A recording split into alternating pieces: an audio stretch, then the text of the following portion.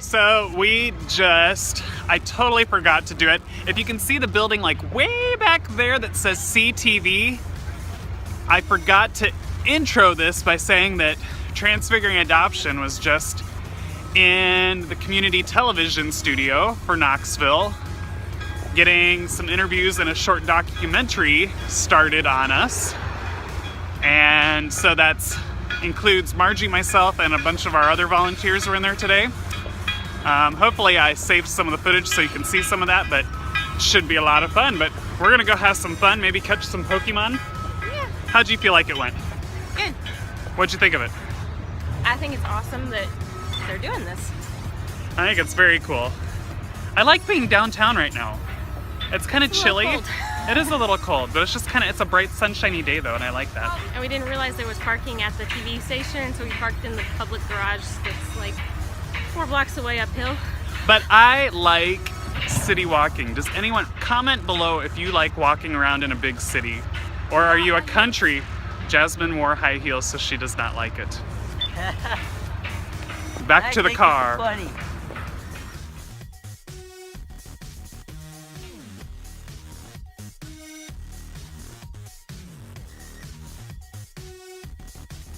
So we're coming up to, I don't even know what church this is. Oh, First Presbyterian Church.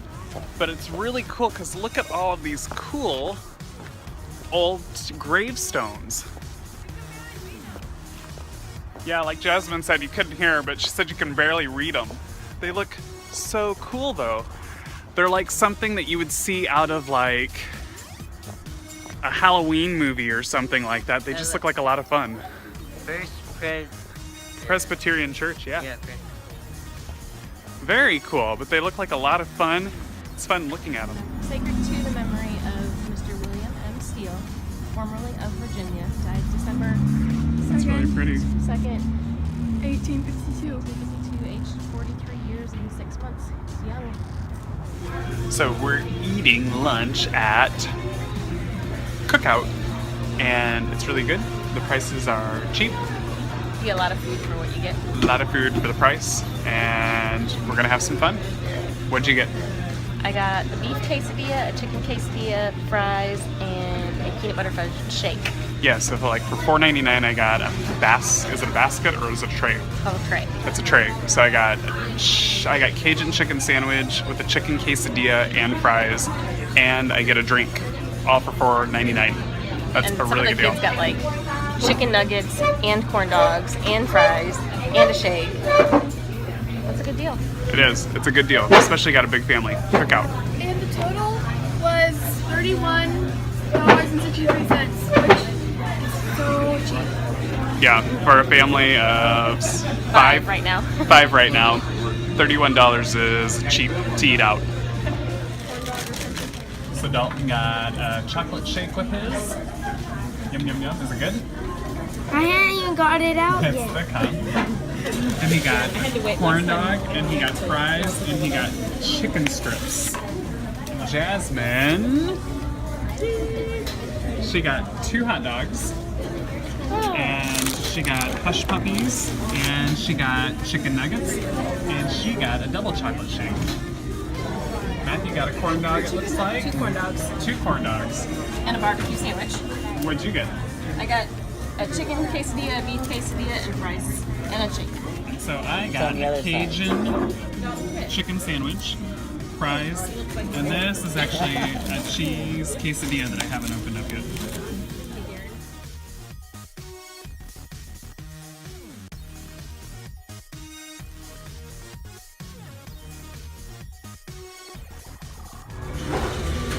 Yep, this was a good treat for them for sitting so long and so quiet during that interview. We're 2 hours. 30:03. So we made it back home from lunch, and I didn't even tell you guys that it is Friday. Our kids have actually been out of school all week because, how's that? They've been out of school. They went to school on Monday, and that was it because there are so many teachers that were out sick and substitutes that were out sick, and everyone's been sick. So Knoxville's been having a lot of sickness, but we are getting ready to review Murphy's 3 Homes, which is a really cool book which if you are familiar with our website and our nonprofit, one of the things we do is review books and just point foster and adoptive caregivers in the right direction for healthy books to start conversations.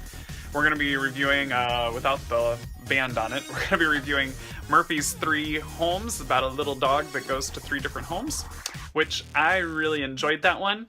The one that I just finished, and I don't know if people, like, when we review stuff, sometimes you've got to give a bad critique to a book, and we're a little special because our critiques are dealing with how useful a book or a media type is to a foster and adoptive family. And I just read a book that actually, it's not a bad book, it's Saving Sweetness. And actually, it's like, I like the images, I like the pictures, the story's entertaining, but it's just not useful to foster and adoptive families at all. Like, I was reading it through and I just got done telling Margie, I think it's probably going to get a low grade from me because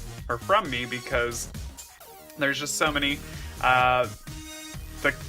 it's depicted that all of these kids live in an orphanage like Annie, and they're being like treated horribly and having to scrub floors with toothbrushes, and the caregiver is this horrible mean lady,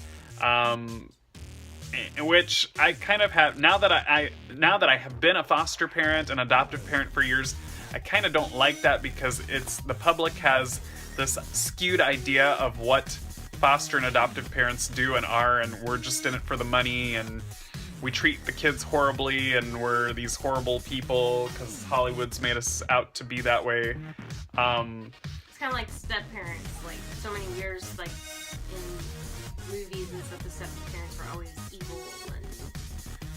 And so this book kind of scored bad for me because of that. Like, all the caregivers are evil.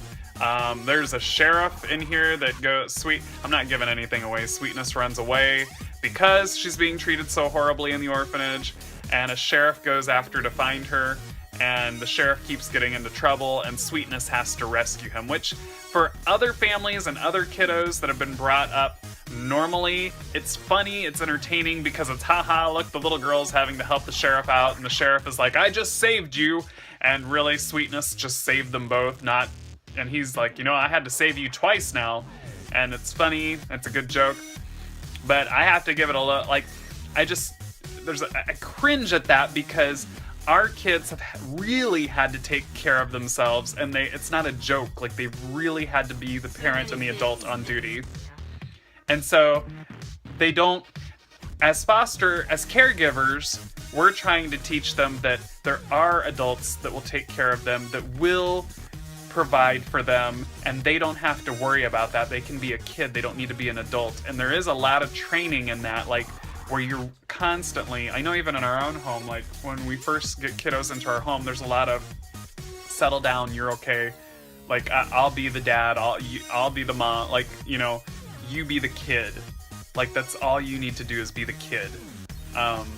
We used to actually joke, and when the kids would start bossing us or other kids around, we would say, whoa, stand down, dad, or stand down, mom. And just let them know that they can be a kid. And so this book, because Sweetness is taking care of the sheriff all the time, it's gonna get low marks for me. But anyways, I'll let you maybe look at some of the review of Murphy's 3 Homes that we're getting ready to do with Dalton, and we'll see what else we're gonna get into today. There were 2 big dogs and another animal I had never seen before.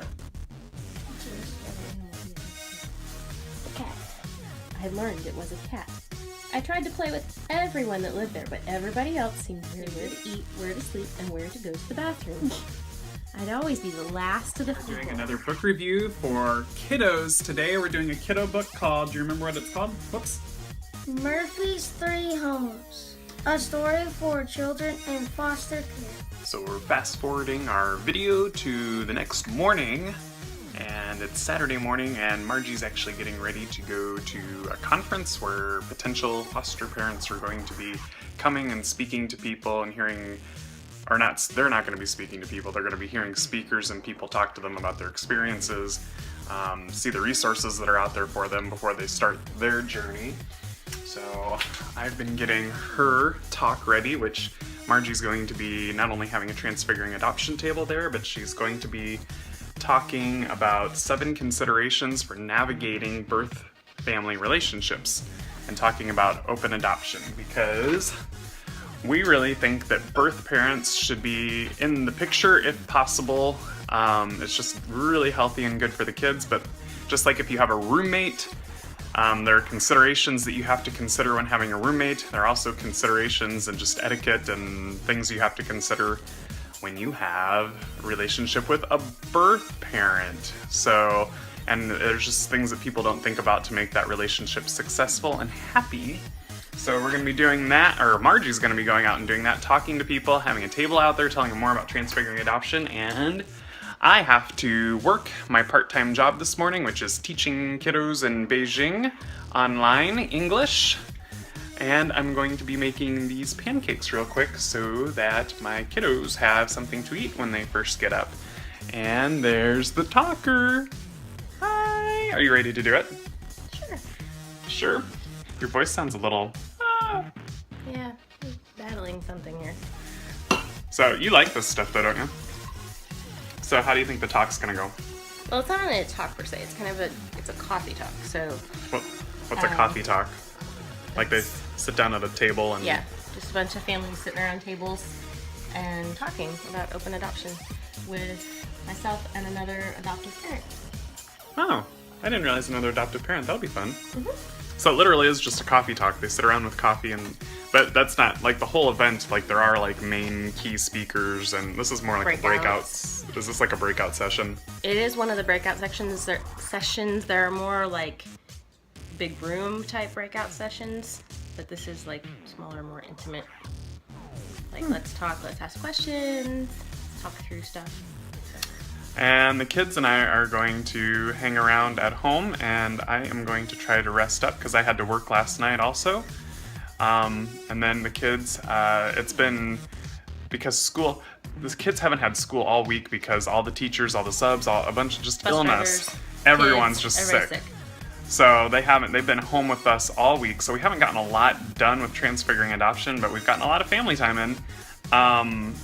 But the other thing was we had a storm go through, so they couldn't go to equine therapy. So we have a makeup session today for equine therapy. So have fun. All right, so we just got to the equine therapy. We got to the barn, which I don't know if you can see it because of the different lighting and stuff like that. We're at the barn, and we're going to, maybe I'll get some clips of the kids doing horses if they let me and it's okay. But yeah, we're gonna go do equine therapy, and it's really interesting. If I do get clips of the horses and the kids riding the horses, what do the horses do for you guys? What starts with an M? No. Nope. Kind of like you look into it and see your reflection. Mirror. They mirror. So like if someone's having a bad day and they're being just grumpy and stuff like that, the horse picks up on that, and the horse is going to be grumpy with them. So whatever, if someone is feeling defiant, the horse is going to be defiant towards them. It's actually really interesting. If the person's in a good mood, the horse is going to be in a good mood with them. So we'll see. Take a look at it and see if you can see what kind of mood the kids were in when they did this.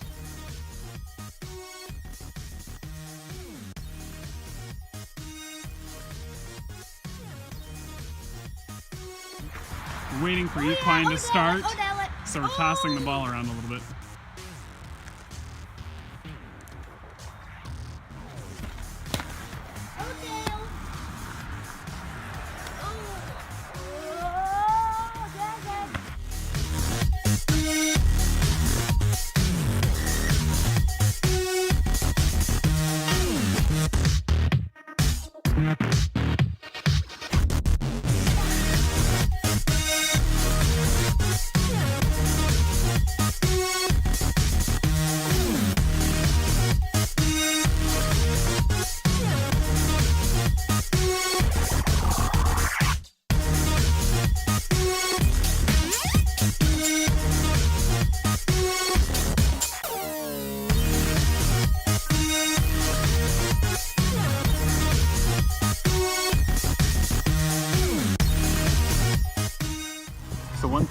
Matthew's having a rough time with is being assertive and being confident, and his horse is fighting him because the horse knows that she can fight him and do what she wants to do and not listen to him, which is a good lesson for our kids to just even learn just what it's like being their mom or their dad and they're trying to buck us or do what they want to do all the time and not listen.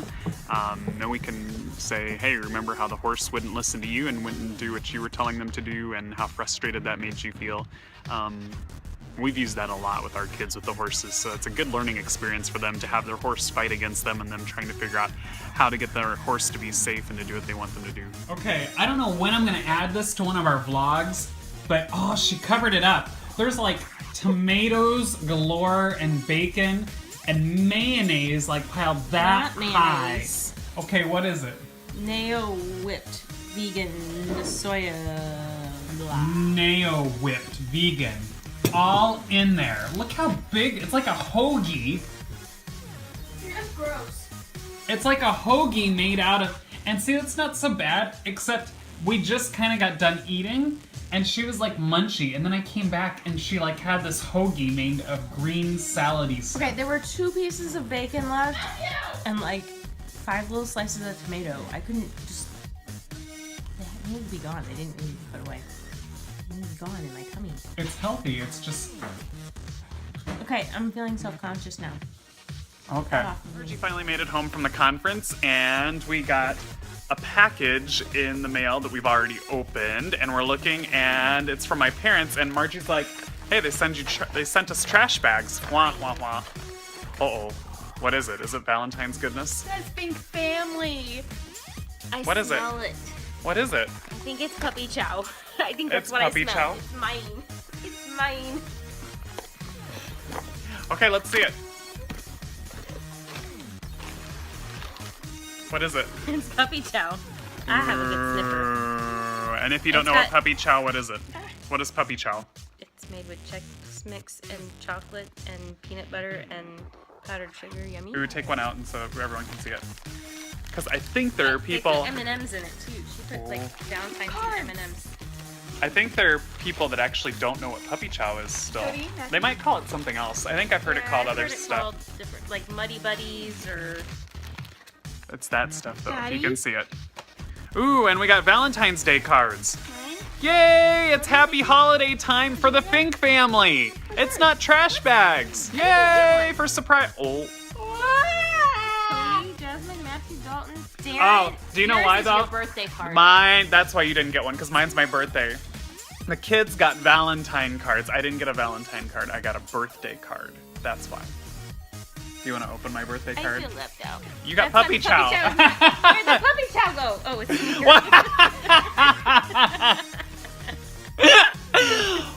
Oh my. Puppies. Puppy chow. So that's the end of our video. That was our day. Actually 2 days, I guess, for this one. It was a Friday and a Saturday. So you got a 2-for-1 special on this one. Hope you had fun coming along with us and just hanging out with us. Be sure to subscribe to our YouTube channel and check out our website, transfiguringadoption.com. We have direct activities and different things that you can do with your foster or adoptive family to bond and connect and nurture growth in your family. This video that we do, just a day in the life of, is just something fun that we do just for you guys to come along and just hang out with us. But our other resources that our volunteers and different professionals help us with will help you to connect, bond, and nurture growth in your adoptive family or foster family. So check it out, transfiguringadoption.com. We hope we're helping you to nurture growth in your foster or adoptive family.